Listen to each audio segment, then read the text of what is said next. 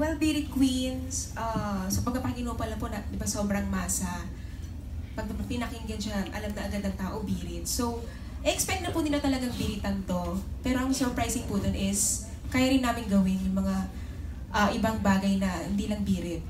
Yung mga, katulad ng mga songs na medyo upbeat naman, chill. Doon po sila magugulat na kaya rin po namin bigyan ng justice yung mga songs na katulad nun.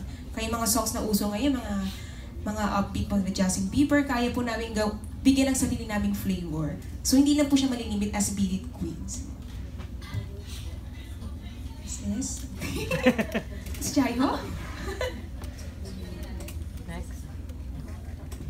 Ako naman po sa palagay ko po, pang front lamang po talaga namin yung title na Beauty Queen. Kumbaga, ito po yung minamarket po namin sa mga sarili namin.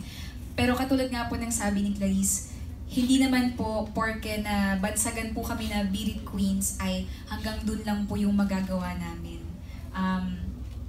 May mga ibang genres din po kami na kaya po namin gawin at mai-offer po sa mga listeners. So I think hindi naman po kami malilimitahan ng title na Beauty Queen only.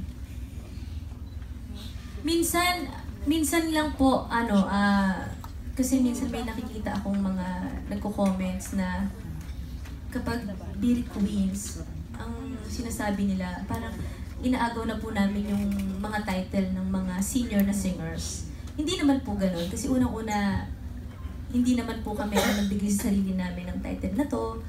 So, syempre sa ASAP po nanggaling ang Beauty Queens. Tapos minsan, kapag hindi naman po kami nabigyan ng mga kanta na gagawin sa ASAP na walang part na matataas, minsan nagrereklamo din yung tao. Bakit pa tinawag na Beauty Queens kung wala kaming maririnig na mataas na part, di ba?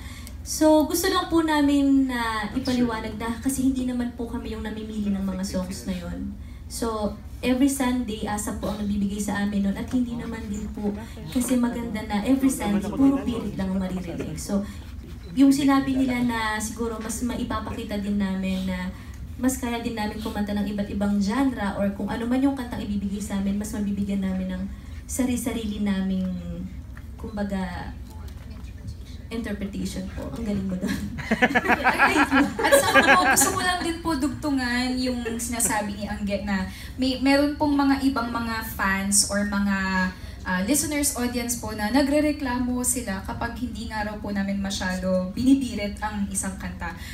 For me po, kasi meron talagang mga songs na hanggang dito lang po ang pwede namin maitaas. Dahil kapag sobra-sobra sa note na to ang ginawa namin, minsan po hindi na nagiging maganda yung tunog or nawawala po yung essence, yung puso ng isang kanta. Kaya yun po, gusto lang namin explain sa mga anong tawag din, nagko-complain na viewers or yung mga hindi po sila nakukontento sa gusto nilang mga marinig. Kasi syempre, yun nga po, may mga songs talaga na binabagayan din ang mga birit. Pero ang pinaka-importante po na gusto naming magawa is maihatid po namin yung puso talaga ng kanta. Amen.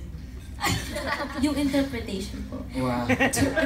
Sugon. Diba? Kaya sana po talaga yung mga yung mga hindi po nakukontento, sana naman, ma-appreciate nyo naman yung aming Kaya dapat yung mga hindi na kontento manood ng concert sa 31 Yes, para yung tama po kayo hindi dyan. nila makita sa TV, mapanood nila dito sa concert. Manay.